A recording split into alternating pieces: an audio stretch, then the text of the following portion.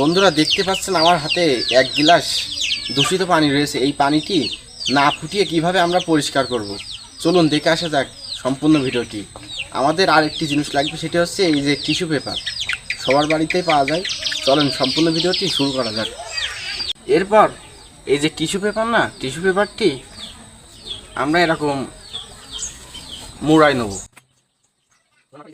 পানির গিলাসের ভিতরে এই টিস্যু পেপারটি এরমভাবে দিয়ে দেবো। এরপর এই যে গিলাসের মতন দেখতে এইটি এই টিস্যু পেপারের নিচেই দিয়ে দেবো। এই দেখুন বন্ধুরা, ফোটফোট পানি পড়ছে এই দূষিত পানির থেকে টিস্যু পেপার বয়ে। বন্ধুরা এই দেখুন আমাদের পানি দূষণমুক্ত করেছি, তাই দেখুন।